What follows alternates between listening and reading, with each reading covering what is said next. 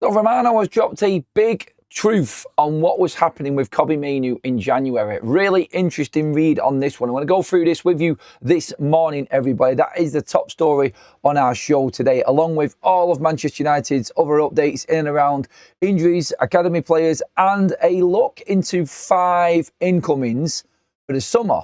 News from Gimme Sport and a couple of different journalists on an approach from Manchester United, which will take our spend to near $250 million. Is that enough for the summer transfer for you? I'll get into that. I'll name them 5 players in this show and see what you think. If you're live with us right now, get into the live chats. If you're playing catch up, get your comments in below. And let's get the show started, everybody. It is a Thursday morning here in Manchester. Hello, wherever you're watching from wherever around the world you are.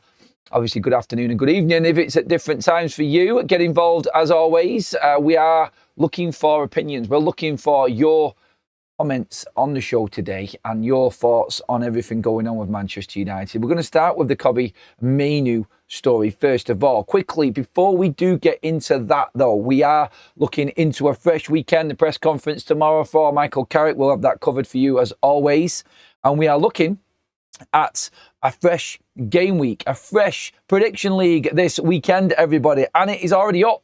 It is up now, so get in there now ahead of this game this weekend, Manchester United versus Spurs. As you can see, your 6 options are there. This is probably your best chance to get a win this weekend. Take a look at these options for Manchester United versus Spurs on our prediction game on Big Up, everybody. These are the 6 right now. Benjamin Sesko will have 2 shots on target. I'm going to go with a yes on Benji's form at the moment on that one, definitely. Man United will lead at half-time. Yes, because we're leading at half-time in nearly every single game at Old Trafford this season so far. 2 easy ones. There will be over 3 goals in the match. United versus Spurs. That's a pretty much given. So yes, another one. So I'm already 3 in. So if you look at that, so obviously if I go yes on Benjamin Sesko to have 2 shots, United will be leading at half-time. And of course, there will be over 3 goals. Already you can see at the bottom of the screen there, if I put that little wager on there, I'm already $57 up on that one. So there are my options there. You look further down to the rest of the options on the game. You've got Conor Gallagher will have 1 shot on target. He doesn't really score many goals, Conor Gallagher. I might leave that one out. That's a bit of a swerve ball. There won't be many cards in this game. There isn't at Old Trafford these days. So I'm going to go no on there'll be over 4 cards in the game. And there will be under 10 corners in the match. Corners are averaging well over 10 in the Premier League this season. I might go with that one. I might just stick with my 4 that I've got right now. But even if I put a little wager on that there, I'm already $86 up on that one. Of course, you can play the game for free as well. Get into the predictions and give me your thoughts on this, everybody. If you are new to the game, by the way, you get $5 free to bet with. If you are now, and there's new incentives on the game, if you are now playing for the 3rd time this month, you will be given an extra $2 on top of that as well to use in the game. So the more you have played, the better chance you have got of winning, because you can put more on it if you want this weekend. And of course, it is a sweepstakes game, so make sure that you get involved and get on our leaderboard, because if you are also in with a chance of winning the prizes courtesy of OK Jerseys, 5 tops given away by them. And then you will be involved in this month's 25 grand draw. I'm waiting for the winner to be announced on that from January as well, everybody. So bear with me on that one as well. But that's your information ahead of this weekend's game versus Spurs. I'll keep updating you. Get on our leaderboard now, everybody. You can play for free. That option is there when you make all of your picks and go through to the next page as well. Get involved and be in a chance of winning 3 different prizes. Lovely. Anyway, I'll touch on that again later on in the show. Mainoo situation with Fabrizio Romano. This is really interesting. This I found fascinating when I read through it. From Fabrizio Romano talking last night on the Here We Go podcast. This is what Romano has said regarding Manchester United's January activity and what could have happened. Goes into 3 different sections here, but starting off with Mainoo, that's where we're going to go with this. Romano on what could have potentially happened in Manchester United's January transfer window. I think at the end, Mainoo was going to leave Manchester United if Rúben Amorim ended up staying at the club. Bang! Straight in with the big one instantly there. If Michael Carrick hadn't have come in and Rúben Amorim left, Manchester United would be without Mainoo right now. we wouldn't be in the situation we're in, where we're looking at Champions League. And later on in this show, we're talking about potential transfers because of having Champions League money. Everyone's talking about the Champions League. Funnily enough, no one was actually talking about Manchester United's spend before we had this little run under Michael Carrick. Everyone now convinced that Man United got a great chance of being in Europe and spending big again this summer. We'll see on that. We touched on it yesterday on what I think Man United need to be spending as a minimum. But I'll talk more about what United's spend is looking likely from the latest reports as well. That's coming up in this show also. But key there, if Rúben Amorim was still at Manchester United, Kobbie Mainoo wouldn't have been. Might not have been. United would have held on to Kobbie Mainoo. So let's listen to the rest of this. Napoli were in very advanced talks with Mainoo, but Napoli had some limitations with the market, and then Michael Carrick arrived, and that changed Mainoo's future. Now, Napoli in advanced talks, Kobbie was going to push this move on. Was this the straw that broke the camel's back in terms of Manchester United's stance with Rúben Amorim? Kobbie Mainoo making it clear to Manchester United that he wanted to move. He wanted out of the football club. Rúben Amorim coming out in public constantly saying his door was always open and no one walked through it. Well, we said this before. Rúben Amorim really putting it on the players rather than him going to the players. Is that good management? Doesn't really matter now. Obviously, in hindsight, it could have really scuppered Manchester United in terms of our squad depth. Because if we weren't going out buying a player, this transfer window just gone, then we probably would have lost Kobbie Mainoo. We'd be in an even worse situation than we are now. And that, I think, really shows up where Manchester United were in January and how tense the situation actually was. So, Kobbie Mainoo was ready to leave. Obviously, we know Jason Wilcox was in and around Carrington constantly, every single training session, all of the time, watching everything that was going on with Rúben and the players. And, of course, if Kobbie Mainoo had made it clear to the club through his representatives and not going to Rúben Amorim, as we now know, then Wilcox might have had to step in and say something. United's plan was never to buy anybody in January. And therefore, if Kobbie Mainoo was leaving and the form that Man United were on under Rúben Amorim, then we really would have been completely falling off this season. And that might have been why Man United's hierarchy made the decision, why they went in and said to Rúben Amorim that this needs to change. There needs to be something else that happens here because this isn't working. And if you've got players that are wanting to leave, that are coming to the hierarchy of Manchester United, let's just say, behind Rúben Amorim's back, because they don't want to talk to him because he doesn't talk to them, tit for tat. It's pretty crap, really. But that situation developed because Rúben refused to speak to the players. And again, I think he was just burying his head in the sand with what was going on. The man management skills of Rúben Amorim and the big squad with high-profile players were showing up, I think, in what happened in the latter stages of his time at Manchester United. And I think the press got a hold of it and they pushed and squeezed Rúben on it and he blew. He blew a gasket and this is where we are now. Luckily, this happened for us in a way because we've got Carrick and the whole situation looks better. Kobbie Mainoo is still at the football club. There was a scenario, and let this sink in, there was a scenario this January, and I'll go on now quickly, first of all, just to explain this, what Romano also said. He said, Wilfred Ndidi was offered as an opportunity to Manchester United. Ndidi was keen on the move, but United decided immediately not to proceed. There was a possibility in Italy for Harry Maguire. An Italian club were prepared to pay a transfer fee for Maguire in January, but Man United and Maguire both said no to the opportunity. So there was money on the table for Maguire. We turned that down. Smart move. Definitely agree with both on that one. I'm happy that Maguire wanted to stay because he's obviously tearing it up now for us. And who would we have got in to replace him in such a short period of time when we had the inconsistencies of the, let's just say, Euro this season, not ample enough cover. Leach had just come back. De Ligt's still injured in this whole transfer window and nowhere near back yet. So, yeah, I can totally get the Maguire one. But the Wilfred Ndidi situation there could have been a scenario here where Manchester United, when Ndidi was offered to the football club in January, and let's not forget, Rúben Amorim had already gone at this point.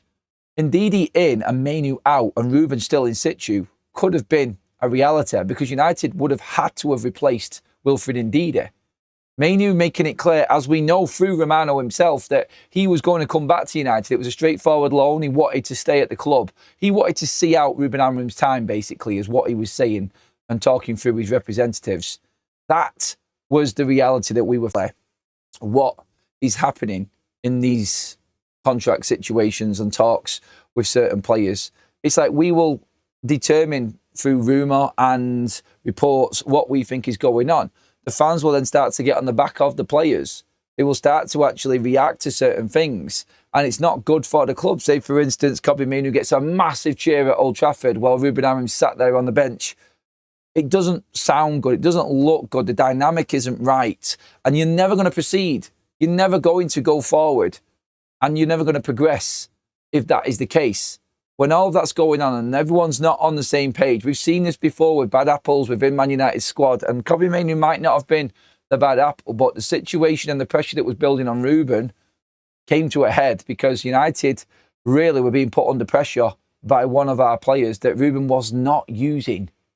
He just did not want to use him. There was a clear fallout with Mainoo, and Rúben got the full force of Manchester United because of it. And that's why he was sacked. Convinced that something was said regarding Mainoo in these meetings, because Rúben doesn't blow his top like that. He got back in with Garnacho and Rashford when they all kicked off last season. The club probably weren't willing to do it again with another player who himself was still training and wasn't causing a problem, and Rúben still wouldn't pick him. So them stories that came out about Kobbie putting everything in training and them all being leaked out, I think was the beginning of the end. And Mainoo, I'm not saying that he has got Rúben Amorim sacked. Rúben Amorim got himself sacked. Rúben Amorim, in not being adaptable, got himself sacked. Mainoo, I think, was the big push. It was like, we're not allowing this to happen. And Manchester United now have acted on it. And we have come out the other end of it with a little bit of hope here. Mainoo playing 90 minutes worth of football at full tilt, and us getting 3 brilliant wins in the process. So the decision from the club probably in the end turned out to be the right one to salvage this season. Overall, it still brings questions on the management of Manchester United from the top to the coaching side of things. It really does. And we cannot ignore that.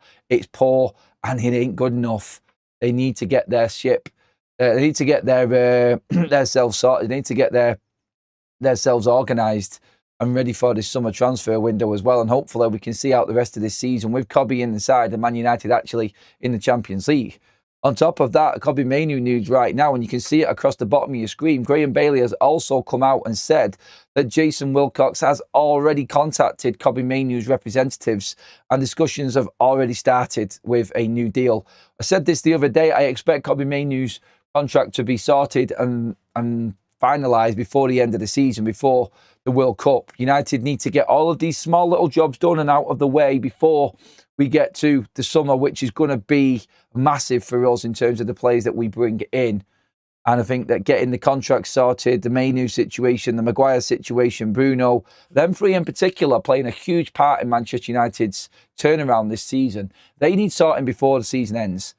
That we need to know what we're going into here, because the World Cup will come around, international interviews, it'll start to speculate and all the rumours will start to float around again. It will cause more problems for United. Get it sorted and get it done. Like what Casemiro has done now. There's no confusion. He's gone. Bruno, we want that sorted. Mainoo, we want that. And we want Maguire's future also sorted. Them 3 players, if we get them done and we can put them aside and put them to bed, then we can concentrate on what's necessary at United and what we need to do going forward. And that is bringing in the right type of players and strengthening this squad to the level that we need to compete in the Champions League and stay in the top 4 next season. That's the win for Manchester United. That needs to be the goal. And I do believe that United are thinking this. Do I think they'll actually come through and get this over the line in terms of the amount of players that we need to bring in? Still no. I'm worried about this summer. And if we get Champions League football, I expect Manchester United to push it because we can earn a fortune in that Champions League. And if we get the right players in, we can stay in the Champions League. And we're not even talking about revolving credit facilities and company credit cards anymore like we were last night. It is pretty desperate for Man United. If you haven't seen the video that I did last night, Manchester United looking to make over 100 million from players that are not playing for the football club right now. Obviously, the contracts of Maguire and Casemiro, we're not going to recoup any money for them. They're coming to an end. But Sancho's contracts ending, Marcus Rashford, Rasmus Højlund, Andre Onana, them players, that was the story last night. So United looking to bring that money in on top of Champions League money, on top of the new financial fair play rules. We'd expect a big spend this summer. I'm going to talk about that in a minute and what the latest is on the transfer hunt for Manchester United. Really interesting one. So stay with us on that because I want your opinions on it. But first of all, let's get into the live chat and let's get talking about Manchester United and Mainoo and this situation. And obviously, I want as many opinions as possible. So pile in there, people. Is this really just showing how bad it was under Rúben Amorim and how Man United needed to step in? How the hierarchy at United needed to do something with this? Let me know. Give me your thoughts, everybody. Let's get in here and let's talk. Rúben was clueless and a one-trick pony with only playing one way that didn't suit the team, says Football Factory. Rúben was fault not changing his system. He was too stubborn, says Gary. John says, like his crap formation, Amorim will still be convinced he was right about Mainoo. Lots of opinions on Rúben now. It's going to be interesting when Rúben does come out and talk at the end of the season. That was touched on yesterday. We were talking about the story coming about Rúben Amorim wanting to not come out and speak yet, wants to give Michael Carrick all the time this season to be successful and be respectful to Carrick and not really stir anything up just yet as such. So, yeah, we'll see what happens with Rúben on his side by the end of the season. Is anybody going to be bothered about what Rúben says if Manchester United are in the Champions League at the end of the season? That's the reality right now for Manchester United, and that's the reality within the fan base. Are we bothered? If United are going into this summer and we're going to spend what we need to spend because we're in the Champions League, everybody's going to look at what Rúben Amorim is saying and saying, well, we got rid of you and we made the Champions League because we got rid of you. Everything changed when you were sacked. So he's kind of missed his chance, I feel. Only if Manchester United don't qualify for the Champions League and it all falls apart, does Rúben Amorim's story really come into play? I feel, anyway. Let's get some more thoughts in. Meridian879 says, I really don't get this overhype with Mainoo. People don't talk about the bad passes and the amount of times he lost the ball the last 3 matches, but luckily the other players, especially Cass, covered. Look, he is one of them risk-reward players. I can't have a go at Mainoo losing the ball when I praise Bruno Fernandes all of the time. Look, I like Mainoo's intensity. I've picked up on Mainoo's work rate more than anything. And if you go back on videos, because I was going in on Mainoo. I was. I'm not going to hide away from that. I didn't like his representatives. I didn't like his family. I didn't like what they did. I thought he had to get in line. And obviously, there was a fallout with Rúben Amorim we're never going to know the full truth about. But I wasn't convinced by Mainoo. Last season, I thought he was crap.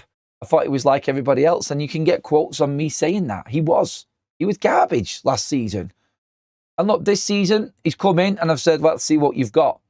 3 games, 3 wins. Mainoo running more than any player on that pitch with 2 30-plus-year-old midfielders in front of him. Him taking that responsibility and listening to what Michael Carrick has said is probably what I would take from Mainoo's game. His skills on the ball are what we know already. We know he's got quality. It's the attitude and application that I look at in players. And for him to be outrunning Casemiro and Bruno, I look at that and go, that's the difference for me. That's what I want to see. We've had it for 3 games in a row, and we've had good performances, 7, 8 performances from Mainoo in all 3 games. You can pick out the bad passes and the bad moments, but I like that in players. The ones that are looking to risk that ball and play proactive football and go for it and attack. I don't mind that. I don't. As long as you work your way back and win the ball back. And we've seen that with Mainoo when he was making tackles coming back on Raul Jimenez in that Fulham game at weekend. I don't mind people giving the ball away.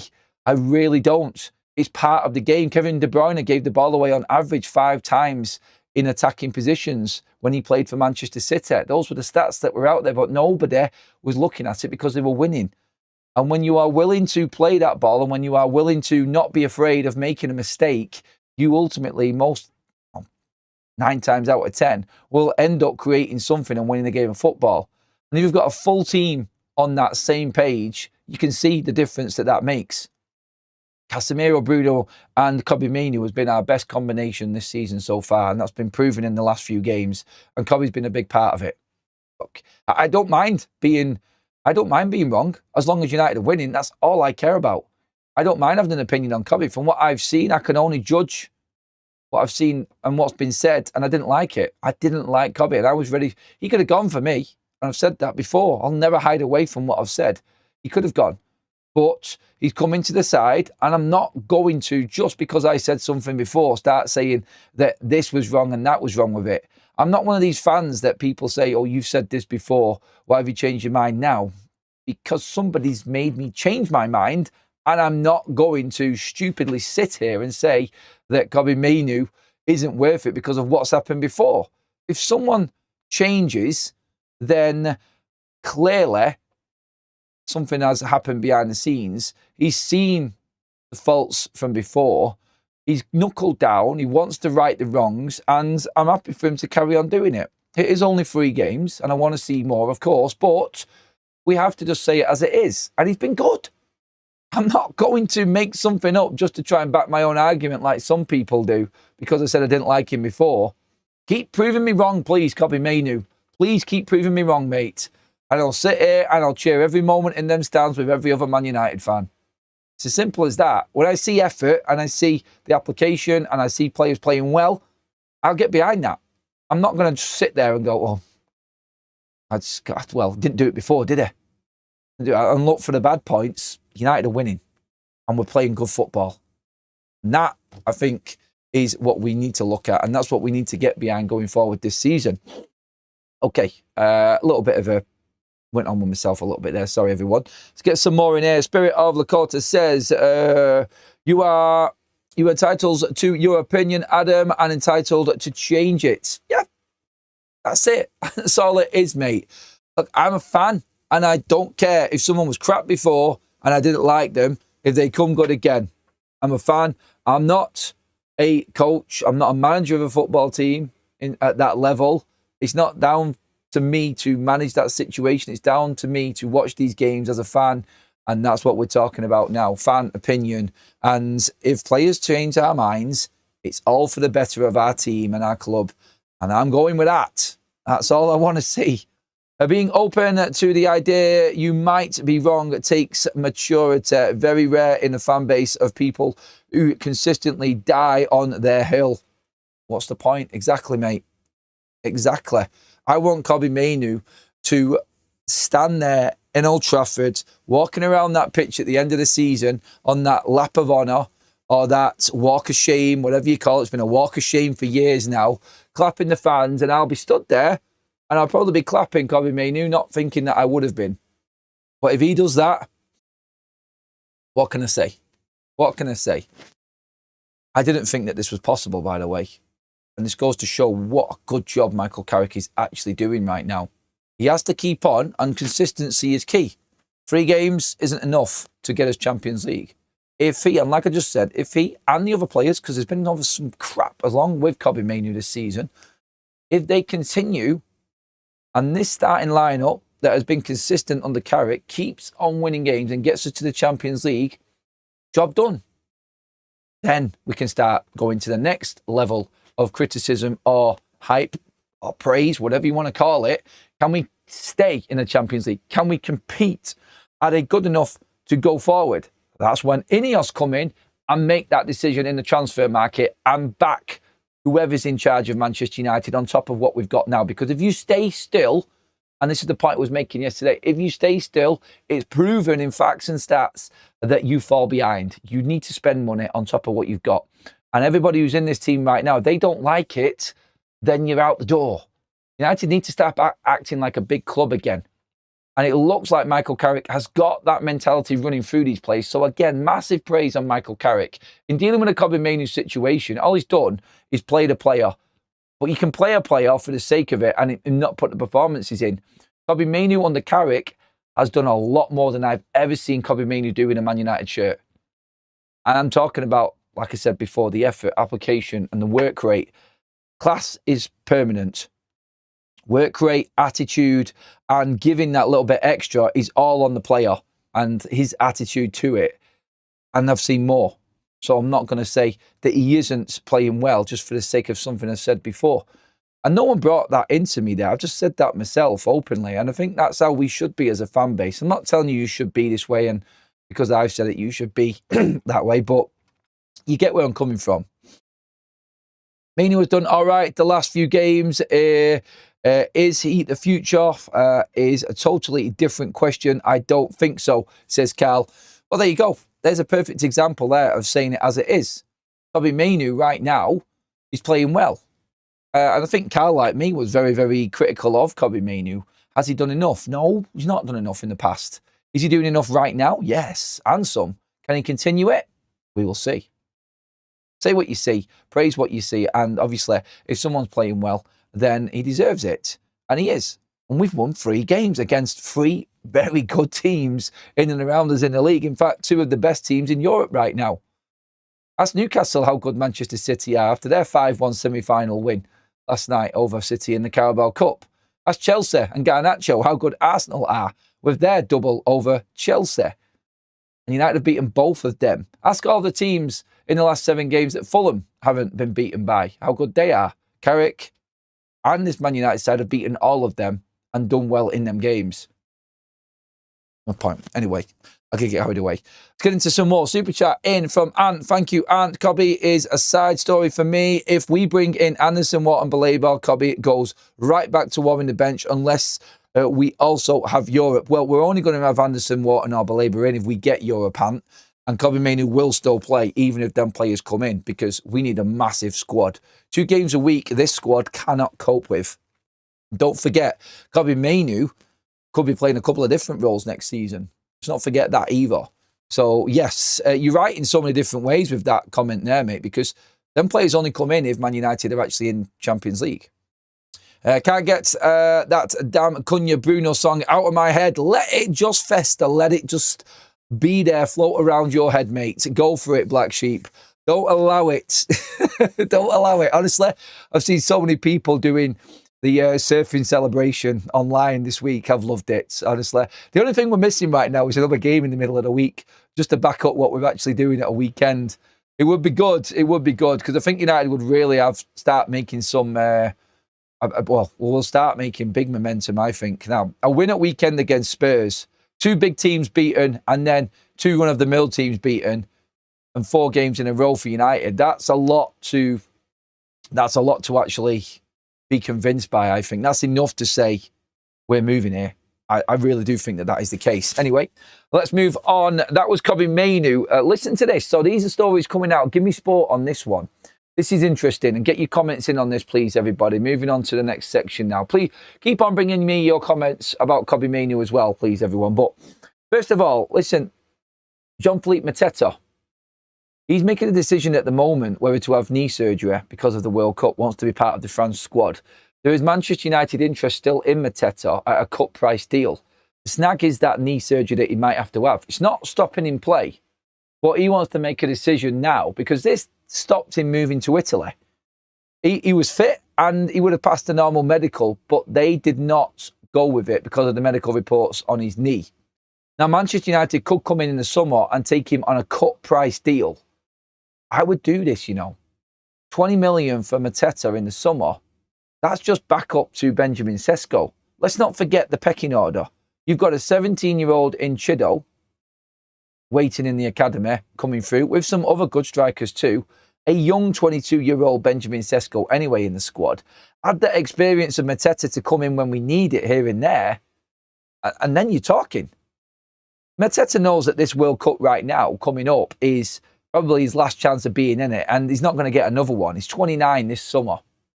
And you're saying 20 million for a 29-year-old? I think it makes sense because of that price. A bit of experience up there with 2 young strikers. By the time Mateta leaves in probably 3 years, he'll be about 32. Fair enough. You're not going to make any money on him. But you've had 3 years there to sustain Champions League football because you've got another option off the bench that can give Benjamin Sesko a rest. And someone who Chido and Benjamin Sesko can learn off because of his experience. At 20 million, that deal has to be done for me. I think it sorts out all of our attacking options. And yes, it doesn't fit the profile of what INEOS want with the younger players. But at that price, that could be valuable to your younger players that are already in your squad that need to develop a bit more. And it gives us that depth. it gives us so much more depth. And he's still 29. I don't mind spending that amount of money on a 29-year-old. I think you get 3 years out of him. And that price, he covered in 2 seasons. It's not a lot of money. His wages are not going to be astronomical. And honestly, I think it's a no-brainer. I really do. Am I concerned about the knee injury? Maybe yes, but it's not stopping him play now, and he's only going to be better after it. And he's basically going to be cover. That experience and cover, I think United take that opportunity. But alongside that as well, Pete Hall of Team Talk and Gimme Sport are also reporting a few other stories. Manchester United looking at bringing in 3 players. Now, listen to this. This here, I'm just going to roll them out here and then I'm going to tell you the story. So Manchester United spend 250 million this summer, and that covers centre-back, it covers full-back, it covers midfield, and it covers attack. I've just mentioned Mateta for 20 million. How about this? And I'll explain the story in a minute. Elliot Anderson, 18 million. Alex Scott from Bournemouth, 40 million. Lewis Hall from Newcastle, fullback, 40 million. Mateta was the 20, like I just said. Baleba, 70 million. And you keep Harry Maguire on a cheaper contract. 250 million right there. Tell me that isn't strengthening Manchester United's side. Where are these stories coming from and why am I talking about all of these? Well, Pete Hall is talking about this on Team Talk, and Gimme Sport have also reported this as well, that Lewis Hall from Newcastle is an actual option for Manchester United. Now, this deal would only come about because Newcastle are not in Europe next season. Their financial fair play situation is that dire that they would be in big trouble next season without having European football. And as we can see in this league table right now, they're a million miles off it. And Newcastle are going to struggle to keep hold of their players this summer. And this is why I've always gone in on Eddie Howe and how bad Newcastle actually are. So the Lewis Hall story is based on Manchester United looking for a fullback. He is still 21. I like Lewis Hall. I think he's a cracking young prospect. And I think the perfect sort of left-back to come in and replace Luke Shaw in a couple of years as well. He's playing consistently now for Newcastle. I really do rate him. I rated him when he was at Chelsea. I rated him when he played us. I rated him when I think he scored against us last season as well. Was it the season before for Newcastle? And I think that's the perfect sort of fullback Man United should be looking for. I think fits INEOS' profile as well. Prem, proven, young, English. I'm not saying English is important in this, but I think that sort of signing, yeah, I'm all for that. Alex Scott, as we know, obviously, another young, I think he's 22, Alex Scott. His contract is up in a couple of seasons as well. And his price tag isn't going to get, I don't think it's going to get any higher because of that contract. No sign of a new deal yet, and United all over this as an opportunity as another midfielder. But he's not the only one. We obviously know about Elliot Anderson. United will push for Anderson if we're in the Champions League. So Anderson, Scott, as the 2 midfielders. Baleba as a 3rd midfielder because we need it, because Manuel Ugarte is going to leave Manchester United. I don't see him staying. So Scott, Anderson and Baleba, Lewis Hall, Mateta, keep hold of Harry Maguire, Prem, proven, experience that will keep United in the top 4, 250 million. And them prices are not unrealistic. They're not. And even if you wanted to spend a bit more, Manchester United can do this. So that's the story that's floating around right now. And obviously we know about Anderson, we know about Baleba. Water's not even mentioned on this list. So Baleba in and around 70 million. I think from what we've said before, Baleba is an actual definite. Keep Maguire, for God's sake. Sign him up to a 1-year rolling extension, even for a couple of years. That squad depth is key for Manchester United. You could go out and buy another centre-back next summer. Maguire with the 2 young centre-backs, Leacher and obviously De Ligt when he comes back from injury, for God's sake, soon, hopefully. I think is enough for next season. You've got a couple of young centre-backs coming through as well from Manchester United's ranks that might come in there. And look, we might still have enough money to go out and buy another centre-back, but I'm just looking at what's necessary and what's really needed right now. That midfield free for that amount of money sounds a lot of money, but that's how much United need to spend. And obviously, I think United should be spending 300 million, and that's only 250 million, and they're realistic. So there's room in there if them prices need to go up. I have Hall and Scott at about 40 million as the reported value. That's way under their market value, way over their market value right now. Hall would only happen if Newcastle didn't make European football. I think it's the right type of signing for Manchester United. There has been links with Tonali for United looking at a potential transfer. And I said this before, you may think that this is far out and Newcastle are never going to sell these players. They've got rich owners, they don't need to. Financial fair play is going to absolutely derail and scupper any hope of Newcastle spending big going forward in the future. They don't generate enough money to really hit the heights of squad to ratio rule and how much they can spend. And if these players are not in Europe, with this new rule coming in and United's resurgence, these players are going to be thinking Chelsea, Liverpool, Villa, City, Arsenal, all of these teams ahead of us. Are Newcastle ever going to be able to break that top six? I don't think they will. And as long as they're keeping hold of Eddie Howe, players like Isak will want out of the football club. Hall could be next, Livramento, Tonali. You'll start to see Newcastle players leave. I just don't think they've got that low in the pull. And I'm not trying to play Newcastle down here, but if they're not in Europe next season, these are the sort of talks that are going to start happening. And I believe in these stories that they could actually have some legs in them. And then players, I mean, I'll open it up to the chat. In terms of them players, would you take them? Do you think that they're the right type of signings? Is that strengthening enough for you to sustain Champions League top four in the Premier League and compete in the Champions League and the other two domestic trophies as well? Is that enough for you this summer, everybody? Get into the chat and talk to me and give me your ideas on that as well, because them stories are being talked about as well. Please pop a like on the video if you're enjoying the content as well. We're almost at that 200 live like mark, everybody. Manny says with a super chat, Mainoo's best role is as a solid supporting midfielder, and he does that really well. Let's see how he goes when Cass leaves and these owners don't buy class midfielders. Manny's not believing that we're going to get anybody. Well, Mainoo might have to play a bigger role on that, definitely. Oculus says, Tonali all day. Our targets will get major game time at United if they stupidly choose City or Liverpool. Is that DVAR pool?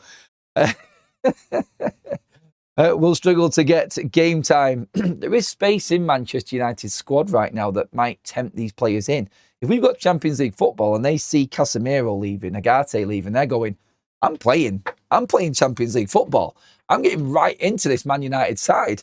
And I could be part of really turning this football club around. Mateta is not that good, Adam. He will he really give us depth or just another body? No, he is that good, mate. He is.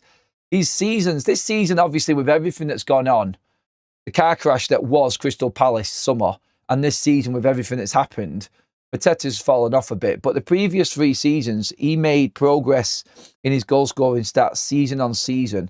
He is a proven goal scorer. He's a proven goal scorer in the Premier League. And I'm talking for 20 million. Are you going to get anybody else that's going to come in and accept that he's going to be a squad player that good with that much experience?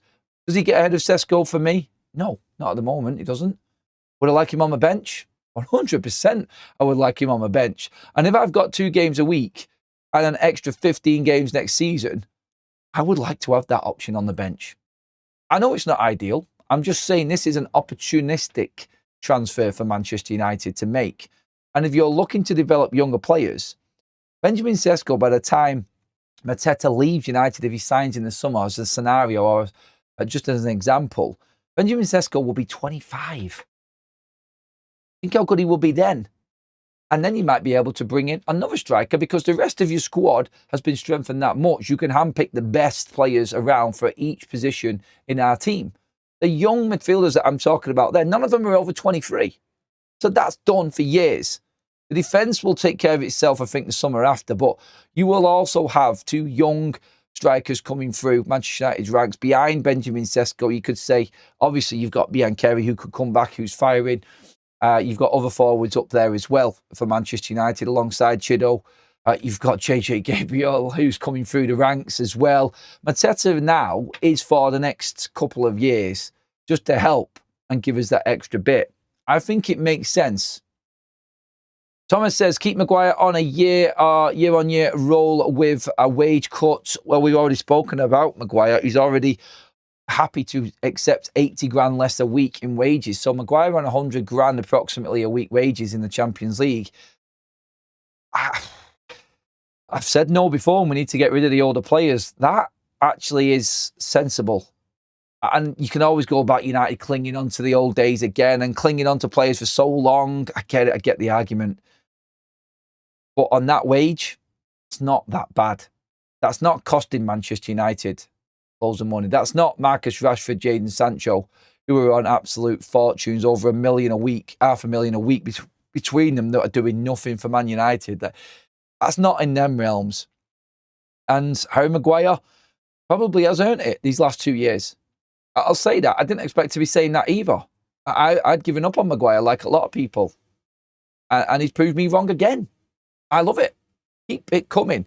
And the option to have Maguire still in the squad next season, I think, is a good one, because we would only be talking about this now, about Maguire, if he's playing well.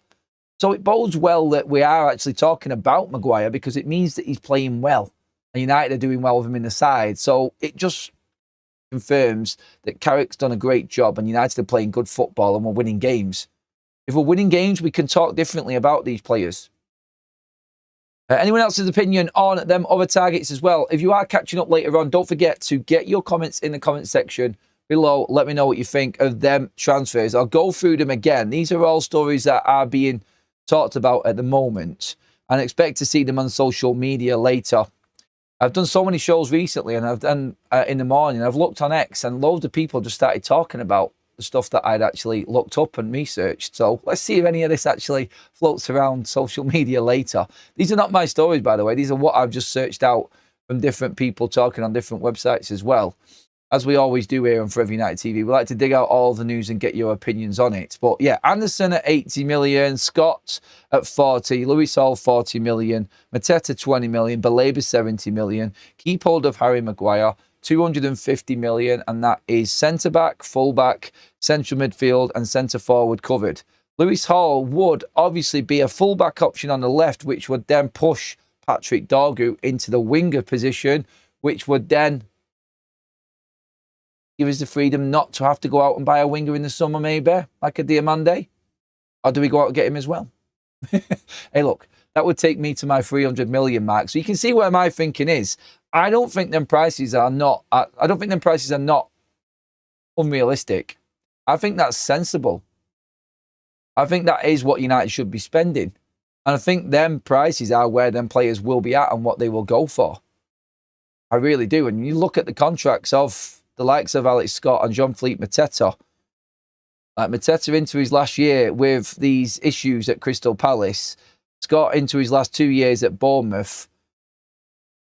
I think it makes sense to do. Let me know what you think about it in the comment section as well, everybody, if you're catching up later on. Let's get a few more live chats coming in. We had one there from Andrew who said, whoever we get in the summer is Hope, Carrick, or whoever is the manager has a say and need to make some quality signings if we qualify for the Champions League. Don't want to see us wimp out of Europe like last time. No. And this is it, like the weekend against Spurs, we are looking there, I think, at the convincer. Michael Carrick has had four of his analysis team out watching Spurs his last 3 games. And that just goes to show how prepared he is. So if he's already planning ahead 4 games since when he walked through the door, you know that Michael Carrick is taking this seriously. If we beat Spurs, then I think that's the one that tips it for a lot of people. 4 games in a row. There's not many teams that have managed that this season. You're talking the likes of maybe City, Liverpool, Arsenal, and Villa are the only ones I think that have managed that in terms of a run at any point this season. 4 games in a row. That's big. That is big. And then you've got to beat West Ham on Tuesday to make it 5. 5 in a row. You can't ignore that. That's 15 points out of 15. And that is definitely doable for Man United. So, yeah, let's just see. Let's just see how Manchester United fare now over the next few days as well. I said it before and I'll say it again, everybody. Our prediction game is up for this weekend. Make sure that you do get your predictions in now, everyone. There they are on the screen there. There are now new offers on Big Up as well. So if you have been playing this game regularly, you will get bonus money in your account to play the game if you want to wager yourself. I say that because you can also play this game for free. It is an option if you want to wager yourself up and give yourself a chance of winning.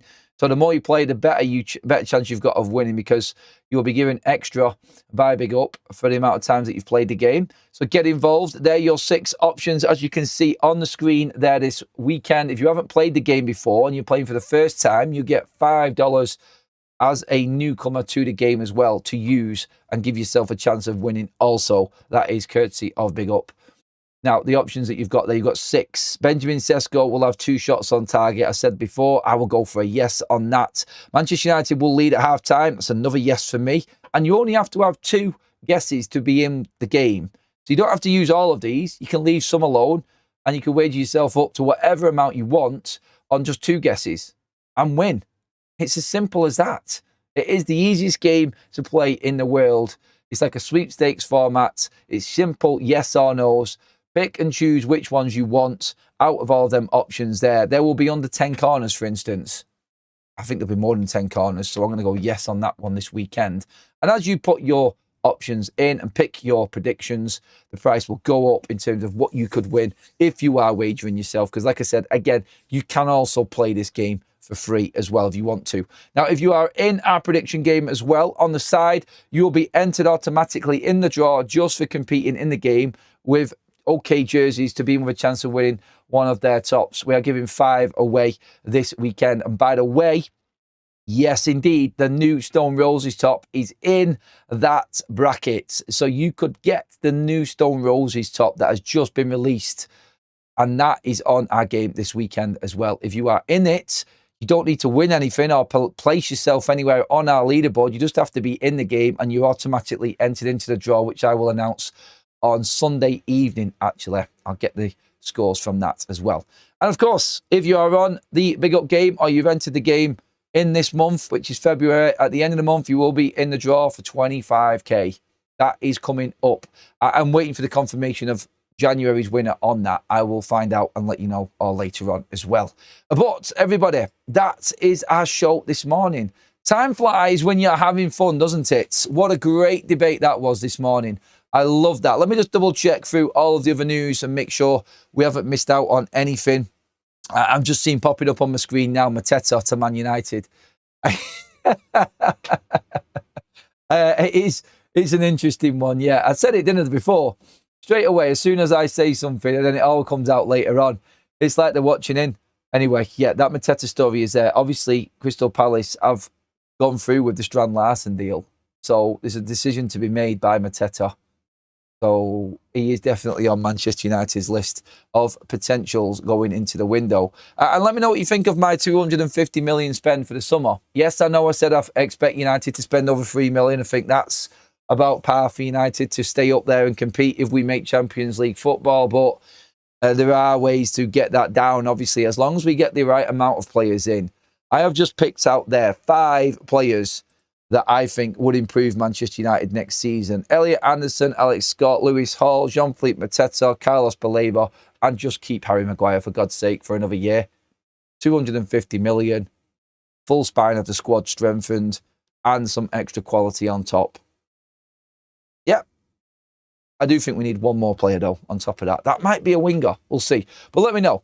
Talk to me in the chat, everybody. Get into the comment section. Make sure you pop a like on this video. Make sure you hit that subscribe button also. I will be back later on live this evening. Back live tonight again, everybody, with all of your updates. Looking ahead to the game this weekend. It's press conference day tomorrow. The weekend is nearly here, everybody.